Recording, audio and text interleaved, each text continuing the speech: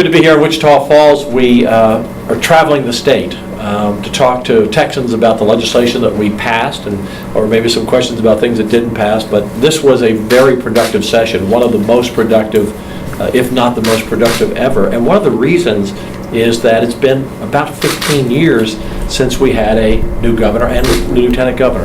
And with both Greg Abbott and myself coming in, we campaigned for a good year and a half around the state. We campaigned on most of the same issues, and we made a lot of promises, and we worked well together as a governor and lieutenant governor. And in the Senate, I give all the credit to the senators. They're the ones that do the work. We just kind of put out the goalposts and say this is where we want to be, and I'm very pleased with the work that senators did. We addressed a number of issues that we campaigned on that people ask us about. Number one, border security. Last session we put about $300 million in border security. This session the Senate budget had $800 million in it, and that's the budget we settled on. What's important about that is it funds our DPS troopers to a 10-hour workday, and what that means is by increasing their workday by 2 hours, it's equivalent of adding 600 more troopers in terms of man hours. We also have money in the budget for the National Guard, which we didn't have when Rick Perry called them up. We had to borrow money to do that. I wanted to be sure that Governor Abbott had the money for the Guard as needed. We put more money into technology, more money into aircraft, and the reason we want to do it is national security begins with border security, and that begins on the Texas border. We've done an amazingly good job of DPS and the Rangers, the game wardens, the Guard working together with Border Patrol. This time last year, if you looked at the number of apprehensions per week, they were averaging between 7,000 and 8,000 apprehensions a week. For the last 10 or 11 months, it's been around 2,500 a week. So the apprehensions have gone down because the drug cartels, who are really behind smuggling most of the people who come here, as well as drugs, they know we're serious about it. We have to be on our guard. Potential terrorists, drug cartels, sex trafficking. The federal government should do it. Obama should be writing us a check. And hopefully if a Republican wins the White House in 2016, we'll get some of that money back. Since everyone who's running for president wants Texas behind them, we're going to be sure we say if you get to the White House, we want to be reimbursed for doing what the federal government should be doing. So border security was a big issue. We also passed a strong border bill that includes a new Ranger company on the border, and it includes a new corruption unit working out of Austin, looking at corruption along the border as well. So, and a new training center, new communication center. So we're really beefing up the border as we said we would. Secondly, I campaign on property tax relief. People should not be taxed out of their homes. Businesses should not be taxed out of their business property. The voters here in Wichita Falls and all around Texas will be able to vote on Senate SJR 1, which is Senate Joint Resolution 1 in November. It will do one main thing that I'm really excited about that hasn't been talked about. You may not even have heard about it yet. But we will have legislation, if the voters approve it, that will prohibit for all time in the Constitution of a sales tax ever being put on the sale of property. And you may say, well, why would we worry about that? 38 states have a sales tax when your home or business property when you sell it. And that drives up the cost of property, of course. We'll be the first state to proactively prohibit that. I want it locked in the Constitution so that can never happen. The reason I'm concerned, it's been talked about in the past, it's a huge pot of money that someone may try to reach in the future. The second thing, it will increase homestead exemptions from $15,000 to $25,000. So if you live in a $150,000 home, that's about a 7% immediate cut. The other, and if you live in a $100,000 home, it's about a 10% cut. The big part of our package, the cornerstone of our property tax relief, is Senate Bill 1760. And what that does is, for the first time in history, your local elected officials, and we have over 4,000 taxing districts in Texas, your local elected officials are actually going to have to vote to raise your property taxes on business and homes over the previous year. Right now, as values increase, as they are around the state, all over, local elected officials just vote on budgets. And they can say, hey, we haven't raised your taxes, but you know your taxes are going up.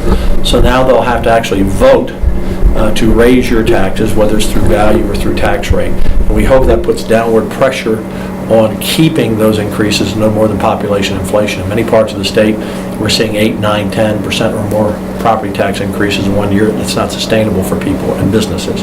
The third thing that we focused on, I'll give you two more, then we'll take questions. Education.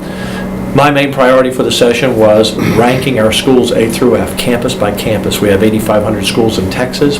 We want parents to have full transparency on how their school is performing. Today, schools are rated acceptable and unacceptable. So wherever your child or grandchild goes to school, is acceptable an A or is that a C+? Is unacceptable an F or a C-? We want a letter grade for each school because that will hold those schools accountable, and the parents will demand that their schools perform better if they get a D or a C. We passed a school choice bill. Unfortunately, it didn't pass the House, but we're still working on that to give parents as many options as we can give them to choose the best school for their child. And then transportation, we didn't add any debt to transportation for the first time in a decade, but we are putting in over the next couple of years, $4 to $5 billion more per year in transportation without raising taxes or fees or debt by simply ending the gas tax diversion, which people have talked about for a long time. We finally got it done. And also, people will vote in November on this issue as well. In the Constitution, we will take $2.5 billion per year out of general revenue, put it to roads, plus about 30% or so of the car and truck existing sales tax to help continue to focus on transportation. With that, those are the big issues. I know you have a lot of questions, but I'll take questions from here. So in Texas, one of the big topics, or with this session specifically, has been open carry and campus carry. Senator Estes was one that filed a bill and it passed. Yes. Talk a little bit about that, the importance of getting that, or those two bills passed during this legislature. Yeah, it's an interesting issue. The last session, 2013, there wasn't even a hearing on those bills. They didn't have much momentum. But over the last year and a half, between the National Rifle Association and just voters, they convinced their members to support open carry. It's the first time since the Civil War you'll be able to open carry handgun. We don't expect to see many people walking down Main Street with open carry, but we think in many rural areas, ranches and farms, people may choose to do that just easier. You have to have a concealed carry license to open carry. And as a concealed carry person, I'm not sure. People asked me during the campaign what I supported. I said I personally wouldn't open carry. It's not my preference. However, if that's the will of the people, the will of the Senate, we'll pass that bill, and we did. Campus carry, I was a co-author of that bill last session. Senator Brian Birdwell passed that bill, and that's real simple for me. You have to be over 21. Some people think campus carry means 18-year-olds can carry a gun. No, you have to be 21. So it's for employees, professors, other employees on the campuses, as well as students who are 21 and over. And if you look at the 800,000 CHL holders we have in the state, it's grown quite a bit over the last several years. You hardly see any incidences with those. People are responsible. They get serious when they get that CHL permit. So I think it's a good thing that we will have students and employees 21 and over being able to defend themselves if needed on a college campus. Where you have gun violence is where there are no guns. Bad people go where they don't fear anyone with a gun. And so hopefully this will prevent any tragedy on a college campus. One of the issues regarding taxes was, I think both chambers agreed on the franchise tax, yes, reducing that 25%. The other was the Senate wanted to reduce the property tax. The House wanted to reduce the sales tax. How did that compromise come about? Well, on the property tax versus the sales tax, I was very clear I was not going to bring a budget to the floor unless we had property tax. I campaigned over this state, including Wichita Falls, for almost 18 months. No one ever asked me to reduce their sales tax. And the proposal that was on the table was 0.3 of a penny. You would never even see it. You pay $1 rate for something that you buy now that costs $1, you'd still be paying $1 rate. 0.3%, you'd have to spend $300 to save $1. So I was never in favor of that. People want property tax relief, and so that was one issue I was not going to budge on. So I'm glad the House agreed. On the franchise tax, our version of the tax, for about the same amount of total dollars in savings, we wanted to eliminate the tax totally for businesses of $4 million or less, which are half of the businesses that pay the tax. This House didn't agree. They wanted a 25% overall cut. Ours was, again, eliminating it for half the businesses and a 15% cut for everyone. We agreed on that language with the House, so that was the total tax package that we put together. And it's a good tax package, but I'm not going to be satisfied until property taxes do not increase more than population inflation at the most, because people need to be able to afford to live in their houses, and businesses need to be able to afford their business property. We think Senate Bill 1760 will go a long way in that, and if it doesn't, we'll be back to do more. You mentioned gas taxes briefly a minute ago. Do you think we're looking at an increase in gas taxes in Texas anywhere in the near future at all? No, in fact, this session, we finally did something that hasn't been done forever, and that's end the diversion of the gas tax. Right. Part of it goes to education, that will continue, but everything else that was being diverted for is going to go to roads. That's going to put in about $600 million more per year, just ending the diversion. The gas tax is really outdated for this reason. The old model used to be, you bought more cars to build more roads, to hold more cars as the population grew. And with that, the gas tax receipts increased until, guess what happened? We went from 12 miles a gallon to 25 miles a gallon on average. So today we have millions of more cars on the road, but we collect about the same money that we did in the 1990s. So it didn't keep up with inflation, it didn't keep up with growth. So by putting $2.5 billion a year in, by using the gas tax that we do have, we're not going to increase it or raise it, not on my watch, and I don't think anyone else's watch, and combining that with the existing sales tax that people pay on cars and trucks, not a new tax, but the existing, and taking part of that tax as it grows to put towards roads will help keep us up with inflation. So the gas tax is really antiquated, because even if you increased it, in another 10 years, the CAFE standards from Detroit, the cars are supposed to be around 40 miles to a gallon. So you'd always be going backwards as mileage increases. As far as the school choice tax credit Yes. being passed out, first time in history? First time in history, with money attached to it in the Senate, the first time, I think, in decades, a small bill may have passed without money attached to it 20 or 30 years ago. Here's why I believe we need school choice. It's the only thing we tell parents they have to do. We don't tell parents where they have to work. We don't tell parents where they have to send their kids to college. But we tell them you have to send your child to this public school, even if it's a failure. We have 8,500 campuses in Texas, and of those, about 200 the state of Texas calls a failure. No parent, and that's primarily in the inner cities, but we have them in small and mid-sized towns as well. No parent should be forced to send their child to a school that fails, and we believe school choice would bring competition. We passed it out of the Senate for the first time. It didn't pass the House. Sometimes it takes a while. Open carry, for example, took a couple of sessions. I passed the sonogram bill, pro-life, and that took me 6 years. We changed some rules in the Senate. That took me 9 years. You have to stick to it if you believe in something, and I believe in school choice because I believe parents should have a choice to select the best school. Public education is always going to be where the majority of our kids go. About 92% of our kids attend public schools. We have roughly 5.1 million in public schools.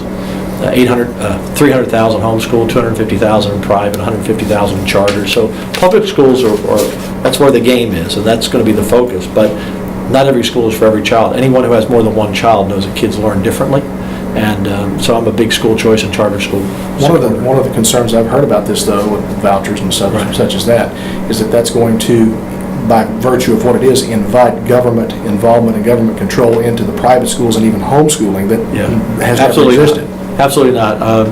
When I ran my first time for the Senate in 2007, I was kind of the surprise candidate, and we ended up getting 70% of the vote, so we ended up surprising a lot of people for being the long shot. But the only group that supported me in those days was homeschoolers, and they supported me in my race for lieutenant governor as well. And one of the things I remember asking them, I said, what is it you want? Because for people who don't know the history, in the 1980s you could go to jail for homeschooling your kids. I mean, it was not allowed.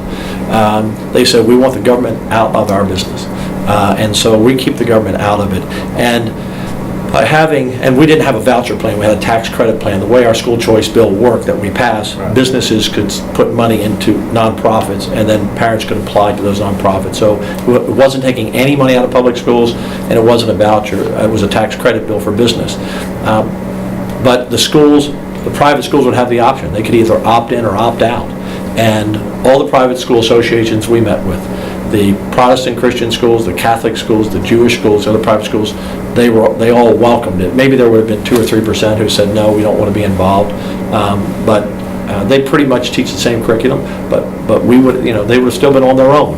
they would have had to do standardized testing, but they would have, and most of them do it anyway. So they were all in favor of it. They were our supporters. You mentioned pro-life and the Yes. sonogram and everything like that. Now, how did that come about, and do you see any consequences from it? Well, in 2011, we finally passed the sonogram bill. I passed out of the Senate in 7 and 9 and failed the House, and we finally got it through in 11. It'll save 10 to 15,000 lives a year because we have 80,000 abortions a year in Texas. We lead the country, sadly. We're a big state, and those numbers are going down. That's the good news.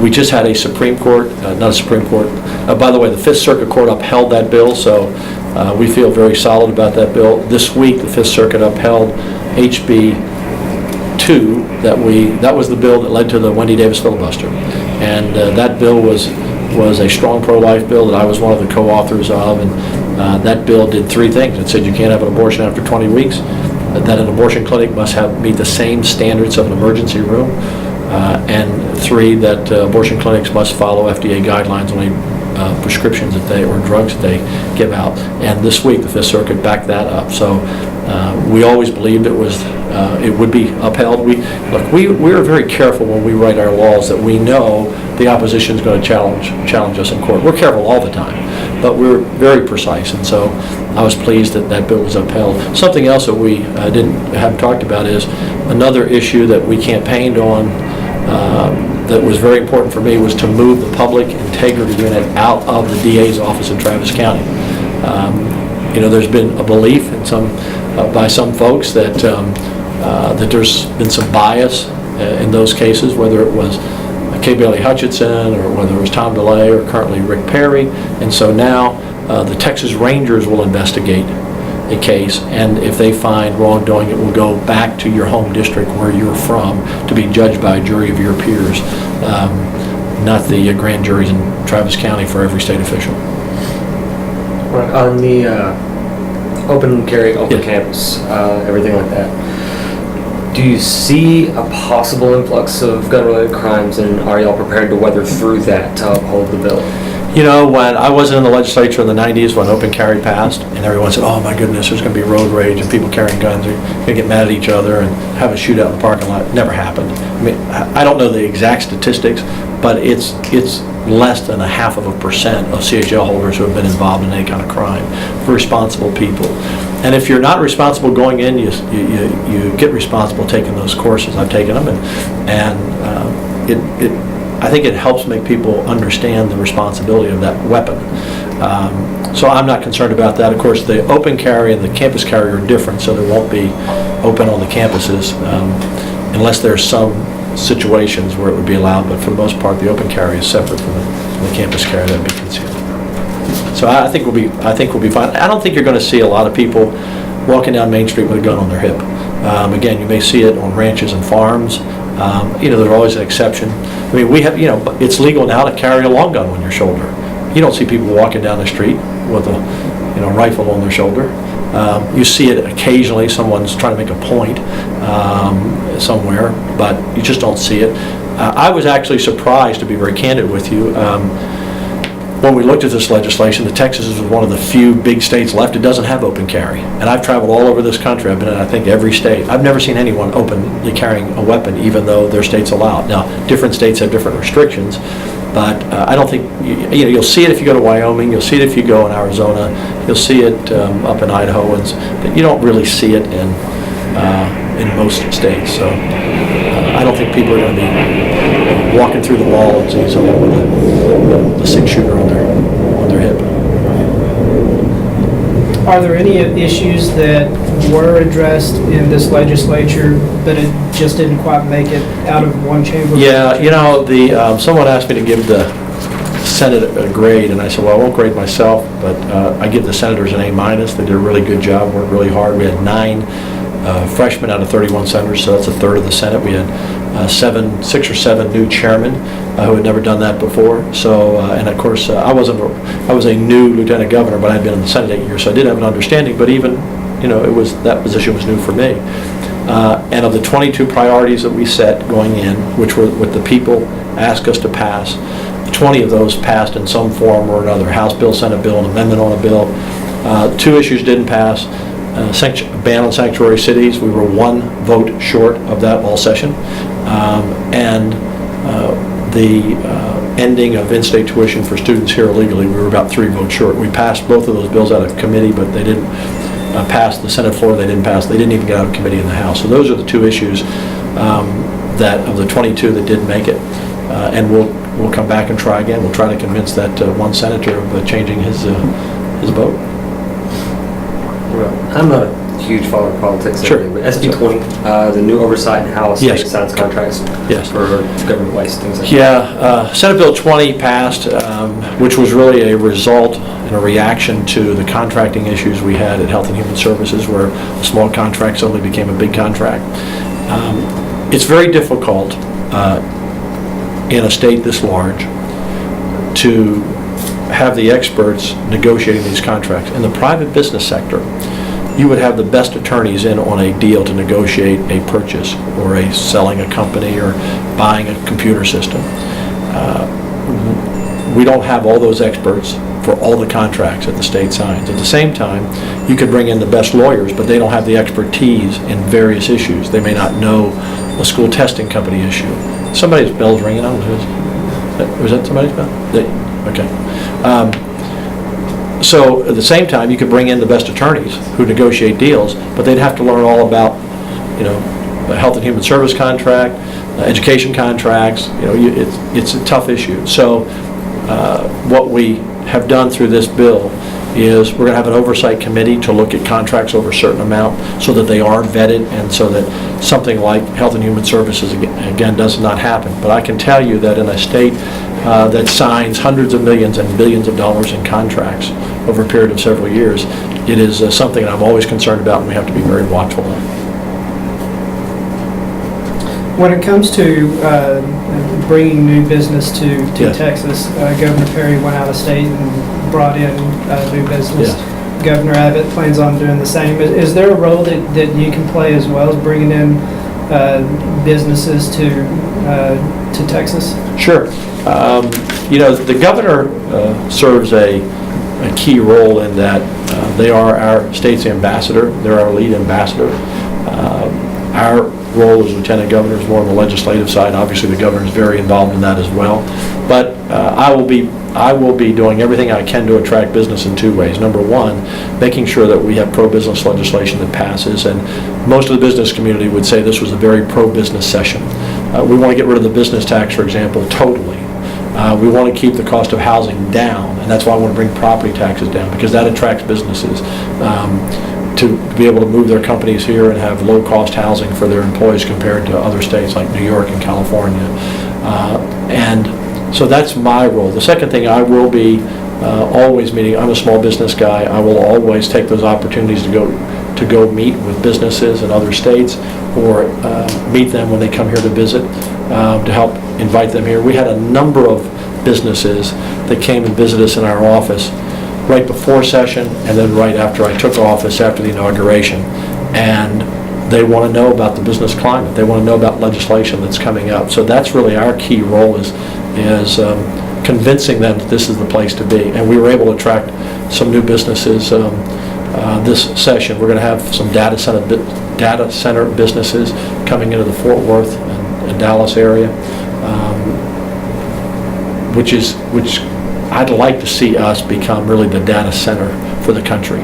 That's a big growing area of business, data collection. And so we start opening the doors for that this session.